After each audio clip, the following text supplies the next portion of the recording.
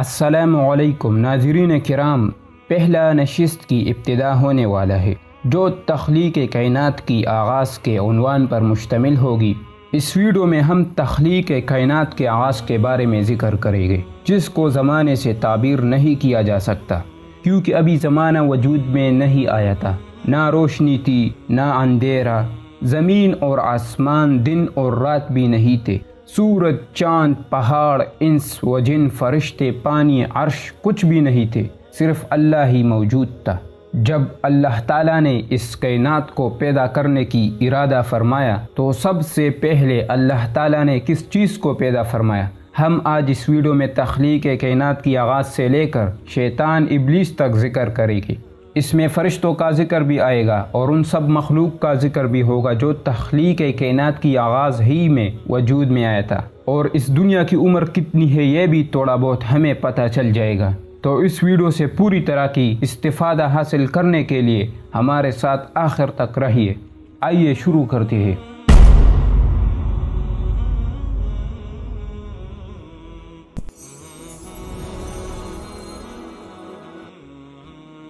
اس کائنات سے پہلے بھی خدا موجود تھا اور اس کے بعد بھی رہے گا۔ جب اس کائنات کی تصور اور نام و نشان بھی نہیں تھا، اس وقت بھی اللہ تعالیٰ موجود تھا، اور جب اس کائنات کی مکمل خاتمہ ہو جائے، یعنی ہر شے فنا ہو جائے، تو اس وقت بھی خدا رہے گا۔ اللہ تعالیٰ کا قرآن مجید میں ارشاد ہے کہ میں نے آسمان اور زمین اور جو کچھ ان میں ہے 6 دنوں میں پیدا کیے ہے۔ ابن عباس رضی اللہ عنہ سے روایت ہے، اگرچہ اہل علم کا اس میں بہت زیادہ اختلاف ہے کیونکہ اسی طرح متضاد روایات اور بھی ہے، لیکن ہم یہاں ابن عباس رضی اللہ عنہ کی روایت کو نقل کرتے ہیں۔ وہ فرماتے ہیں کہ اللہ تعالیٰ نے زمین کو 2 دنوں میں یعنی اتوار اور پیر کو پیدا فرمایا، پہاڑوں کو منگل کے دن پیدا کیے، اسی طرح بدھ کے دن درخت، پانی، شہر، آبادیاں اور ویران جگہوں کو پیدا کیے، آسمانوں کی تخلیق جمعرات کے دن ہوئی، اور جمعہ کے دن اللہ تعالیٰ نے سورج، چاند اور فرشتوں کو پیدا کیے، حتیٰ کہ جمعہ کے آخری 3 گھڑیاں باقی رہ گئی۔ پہلی گھڑی میں اللہ تعالیٰ نے لوگوں کی عمریں، دوسری گھڑی میں اللہ تعالیٰ نے مصائب اور آفات کو پیدا کیے، اور آخری اور تیسری گھڑی میں اللہ تعالیٰ نے آدم علیہ السلام کو پیدا کیا، اور اسی ہی گھڑی میں شیطان مردود ہو گیا، اور ہفتہ کے دن اللہ اپنے شان کے مطابق عرش پر جلوہ افروز ہو گیا۔ ایک دفعہ کوئی صحابی نے نبی کریم صلی اللہ علیہ وسلم کی خدمت میں عرض کیا، یا رسول اللہ، تخلیق کائنات سے پہلے خدا کہاں تھے؟ تو خدا کے رسول نے جواب دیا، وہ لا مقام تھے، یعنی مکان کے بغیر اللہ تعالیٰ موجود تھے۔ دیکھیے، زمان اور مکان خود ایک مخلوق ہے۔ تخلیق کائنات کی آغاز سے پہلے زمان اور مکان کا کوئی تصور بھی نہیں تھا۔ زمان اور مکان مخلوق کے ساتھ خاص ہے، ہم لوگ زمان اور مکان کی محتاج ہے۔ اللہ اس طرح کے عیوب سے پاک ہے۔ زمان اور مکان کسے کہتے ہیں؟ زمانہ دن اور رات کے دورانیہ میں گزرنے والی ساعات اور گھڑیوں کا نام ہے، اور کبھی زمانے کی تعریف موت سے کی جاتی ہے، خواہ طویل ہو یا مختصر۔ دیکھیے، میں اس ویڈیو کی ابتدا میں کہہ چکا ہوں کہ تخلیق کائنات کی آغاز میں نہ سورج تھا اور نہ چاند تھا، نہ دن تھا اور نہ رات تھا، تو پھر زمانہ کیسے ممکن ہوا؟ زمانہ کی تعریف تو آپ لوگوں نے سنا ہوگا، کیونکہ میں تو کہہ چکا ہوں کہ زمانہ دن اور رات کے دورانیہ کو کہتے ہیں۔ آپ نے یہ بھی سنا کہ تخلیق دنیا سے پہلے نہ آسمان تھا اور نہ زمین، نہ ہوا اور پانی تھا اور نہ عرش، تو پھر مکان کیسے ممکن ہوا؟ اس لیے اللہ تعالیٰ نے بہت سی اشیاء کی تخلیق زمانے سے اور مکان سے بھی پہلے کیا تھا۔ اللہ تعالیٰ کا پہلا تخلیق کیا ہے؟ حضرت علی رضی اللہ عنہ فرماتے ہیں کہ ایک دفعہ میں نبی کریم صلی اللہ علیہ وسلم کے پاس بیٹھا تھا، اتنے میں جابر بن عبداللہ انصاری رضی اللہ عنہ نے نبی کریم صلی اللہ علیہ وسلم سے پوچھا کہ یا رسول اللہ، سب سے پہلے اللہ نے کس چیز کو پیدا فرمائی؟ تو نبی کریم صلی اللہ علیہ وسلم نے فرمایا، اللہ تعالیٰ نے نور محمدی یعنی محمد صلی اللہ علیہ وسلم کا نور کو پیدا فرمایا۔ جیسا کہ ایک حدیث میں ہے لولا کا لما خلقت الافلاک او لولا کا لما خلقت الدنیا، یعنی اگر اللہ تعالیٰ کا تخلیق کے محمدی مقصود نہ ہوتا تو ہرگز اس کائنات کو پیدا نہ فرماتا۔ یہ ہمارے نبی کی شان اور عظمت ہے۔ اس سے پتہ چلتا ہے کہ ہمارا نبی اللہ تعالیٰ کو کتنا محبوب ہے۔ پھر نبی کریم صلی اللہ علیہ وسلم کا وہ نور جو ایک ستارے کی حیت میں تھا، وہ ہزاروں برس اللہ تعالیٰ کی پرستش کرتا رہا اور اللہ تعالیٰ کی عظمت اور کبریائی کا مشاہدہ کرتا رہا۔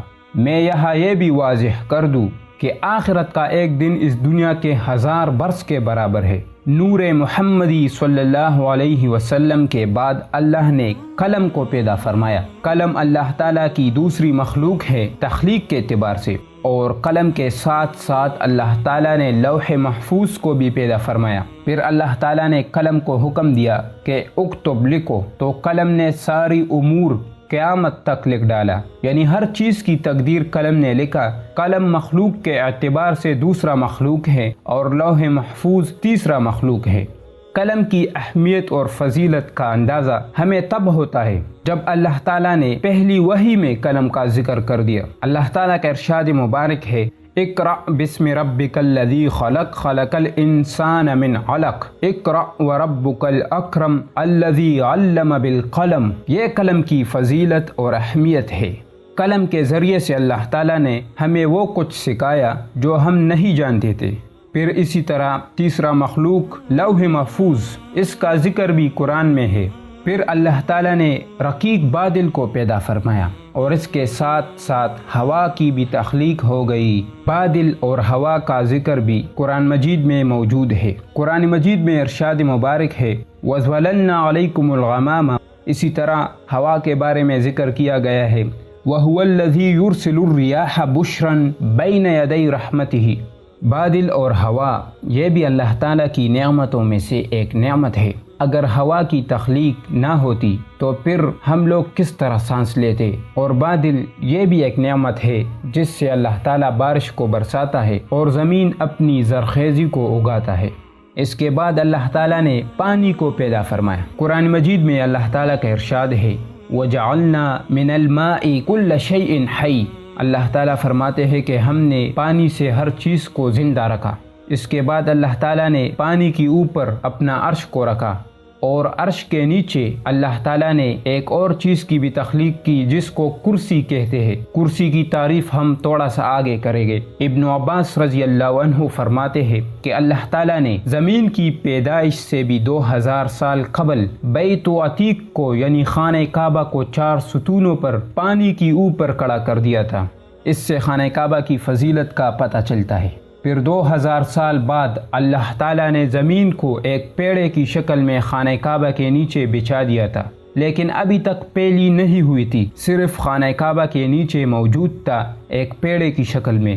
اس کے بعد اللہ تعالیٰ نے پانی کو حکم دیا کہ اپنے بخارات کو اوپر کر دو۔ جب پانی نے اپنا بخارات کو بلند کر دیا تو اللہ تعالیٰ نے ان بخارات سے آسمانوں کو پیدا فرمایا۔ 7 آسمانوں کو پیدا کر دیا اور ایک آسمان سے دوسرے آسمان تک 500 برس کی راہ رکھی۔ اگر ہم حساب لگائے تو اس دنیا سے 7ویں آسمان تک 3500 برس کی راہ ہے۔ پھر اس کے بعد اللہ تعالیٰ نے 7ویں آسمان پر جنت کو پیدا کر دیا، اور جنت کے جو اونچا درجہ ہے جس کو جنت الفردوس کہتے ہیں، اس کے اوپر سدرۃ المنتہا کو رکھ دیا، اور اللہ تعالیٰ نے جو عرش پانی پر رکھا تھا اب وہ اللہ تعالیٰ کی حکم سے سدرۃ المنتہا کے اوپر ہو گیا، اور کرسی عرش کے نیچے ہو گیا۔ کرسی کیا چیز ہے؟ اس کی تعریف یہ ہے، اس کی کیفیت و حقیقت کا ادراک انسانی عقل سے بالاتر ہے، البتہ مسند روایت سے اتنا معلوم ہوتا ہے کہ عرش اور کرسی بہت عظیم الشان جسم ہے۔ ابن کثیر نے ابو ذر غفاری رضی اللہ عنہ کی روایت کو نقل کیا ہے کہ انہوں نے آن حضرت صلی اللہ علیہ وسلم سے دریافت کیا کہ کرسی کیا ہے اور کیسی ہے۔ آپ صلی اللہ علیہ وسلم نے فرمایا، قسم ہے اس ذات کی جس کے قبضے میں میری جان ہے کہ آسمانوں اور زمینوں کی مثال کرسی کے مقابلے میں ایسی ہے جیسے ایک بڑے میدان میں کوئی ہلکا انگشتری جیسا ڈال دیا جائے۔ کرسی کی ذکر قرآن مجید میں تقریباً 1 بار آیا ہے۔ قرآن مجید میں اللہ تعالیٰ کا ارشاد ہے وَسِعَ كُرْسِيُّهُ السَّمَاوَاتِ وَالْأَرْضِ۔ یعنی اللہ تعالیٰ کی جو کرسی ہے اس نے سب کائنات کو اپنے احاطے میں لیا ہے۔ کرسی کی تعریف تو آپ لوگوں نے سنا ہے کہ نبی کریم صلی اللہ علیہ وسلم نے فرمایا کہ یہ کائنات کرسی کے مقابلے میں ایسا ہے جیسے ایک وسیع اور عریض صحرا میں ایک انگوٹھی پڑی ہوئی ہو۔ یہ انگوٹھی جو ہے یہ کائنات ہے، اور یہ وسیع اور عریض صحرا، اس کی مثال نبی صلی اللہ علیہ وسلم نے کرسی سے دیا ہے۔ اور کرسی عرش کے ساتھ جڑا ہوا ہے اور عرش کے نیچے ہے، اور عرش کی مقابلے میں کرسی کی مثال ایسا ہے جیسے ایک عظیم میدان میں ایک انگوٹھی پڑی ہوئی ہو۔ خلقت کے اعتبار سے عرش بہت بڑا چیز ہے۔ اس کے بعد اللہ تعالیٰ نے زمین کو حکم دیا کہ پھیل جاؤ۔ جو خانہ کعبہ کے نیچے ایک پیڑے کی شکل میں موجود تھا تو اللہ تعالیٰ کی حکم سے وہ موجودہیت کے ساتھ پھیل گیا۔ پھر اس کے ساتھ ساتھ زمین کے جو چیز طبقات اور تھے وہ بھی معرض وجود میں آئی۔ اس کے بعد اللہ تعالیٰ نے تحت الثری کو پیدا کر دیا اور تحت الثری کے نیچے جہنم کو پیدا فرمایا۔ زمین پھیلنے کے بعد اللہ تعالیٰ کی ہیبت سے کام رہا تھا، تو اللہ تعالیٰ نے زمین کے اوپر پہاڑوں کو نصب کر دیا جس سے زمین کو قرار ملی۔ پھر اس کے بعد اللہ تعالیٰ نے زمین اور آسمان کو بتایا کہ کیا تم میری تابعداری قبول کرتے ہو؟ تو زمین اور آسمان نے ہاں میں جواب دیا۔ تو آسمان میں ستارے اور سیارے، اس طرح چاند اور سورج، روشنی اور اندھیرا بھی معرض وجود میں آیا، اور زمین میں دریاب، درخت، حشرات الارض، آباد اور ویران جگہ، جنگلات، جانور، یہ سب اللہ کے حکم سے پیدا ہو گیا۔ اب زمانہ وجود میں آیا کیونکہ اللہ تعالیٰ نے زمین میں چاند اور سورج کو پیدا کیا تھا، اور چاند اور سورج دن اور رات میں تمیز کرتے ہیں، اور دن اور رات کے دورانیہ کو زمانہ کہتے ہیں۔ اس کے بعد فرشتوں کا تخلیق شروع ہوا۔ اللہ تعالیٰ نے فرشتوں میں سے سب سے پہلے حضرت جبریل علیہ السلام کو پیدا کیا۔ جب اللہ تعالیٰ نے جبریل علیہ السلام کو پیدا کیا تو وہ اتنا وزنی اور جسیم فرشتہ تھا کہ جبریل کا پاؤں تحت الثری میں تھا اور اس کا سر عرش معلیٰ کے نیچے تھا، اور اس کے 600 پر تھے، ایک پر کا ایک سرا مشرق میں اور دوسرا سرا مغرب میں تھا۔ جب جبریل نے اللہ کا اس عجیب اور غریب خلقت کو دیکھ لیا تو اس نے 2 رکعت نماز نفل کی نیت کی۔ ایک رکعت پر 1000 سال لگایا، اسی طرح دوسری رکعت پر 1000 سال لگایا، تو جبریل نے 2 رکعت 2000 سال برس میں مکمل کر دی۔ اور ہم کہہ چکے ہیں کہ آسمانوں کا ایک دن زمین کا 1000 سال کے برابر ہے۔ اس کے بعد اللہ تعالیٰ نے عزرائیل، میکائیل اور اسرافیل علیہم السلام کو پیدا کر دیا۔ یہ تینوں فرشتے بھی خلقت کے اعتبار سے بہت بڑے تھے۔ اس کے بعد اللہ تعالیٰ نے 8 فرشتوں کو اور پیدا کر دیا جس کو حاملین عرش کہتے ہیں، یعنی عرش والے فرشتے۔ جب اللہ تعالیٰ نے 8 فرشتوں کو پیدا کر دیا پھر انہوں کو حکم دیا کہ میرے عرش کو اٹھاؤ۔ انہوں نے بہت زور لگا دی لیکن عاجز ہو گئے۔ پھر اللہ تعالیٰ کی حکم سے دوسری بار کوشش کی لیکن پھر بھی ناکام ہوئے۔ تیسری بار اللہ تعالیٰ نے ان فرشتوں کو کچھ ایسے کلمات سکھا دیے جس میں اللہ تعالیٰ کی تحمید بڑھائی تھی۔ پھر اللہ تعالیٰ نے انہوں سے کہا، اے فرشتوں، میں نے تم کو عرش اٹھانے کی زور دی۔ جب تیسری بار فرشتوں نے زور لگا دی تو عرش کو اٹھایا، اور ابھی تک اٹھائے ہوئے ہیں۔ اور یہ بات بھی یاد رکھنا چاہیے کہ خلقت کے اعتبار سے سب سے بڑا اور جسیم مخلوق عرش ہے، کیونکہ جب جبریل علیہ السلام کو اللہ تعالیٰ نے پہلی بار پیدا فرمایا تو وہ اتنا بڑا فرشتہ تھا جس کی تعریف تو آپ لوگوں نے سنا۔ جب انہوں نے بھی عرش کو دیکھا تو وہ بھی اللہ تعالیٰ کی ہیبت اور جلال سے کانپ اٹھا۔ اس لیے یہ بات یاد رکھنا چاہیے کہ خلقت کے اعتبار سے سب سے بڑا اور جسیم مخلوق عرش ہے۔ پھر اس کے بعد جنت اور دوزخ کی فرشتوں کی خلقت ہوئی۔ کچھ فرشتے جنت کے پہرےدار اور کچھ فرشتے دوزخ کے داروغہ ہے۔ اس کے بعد بے شمار فرشتوں کی خلقت ہوئی۔ پھر جنات کی تخلیق ہوئی۔ اللہ تعالیٰ نے جنوں کو بھڑکتی ہوئی آگ سے پیدا کیا ہے۔ جب جنوں کی تخلیق ہوئی تو جنات کو اللہ تعالیٰ نے زمین میں سرداری عطا کی اور فرشتوں کو آسمانوں میں۔ اس کے بعد اللہ تعالیٰ نے ایک خاص جن کی تخلیق کی جس کا نام عزازیل تھا۔ اس جن کا عجیب و غریب واقعہ ہے۔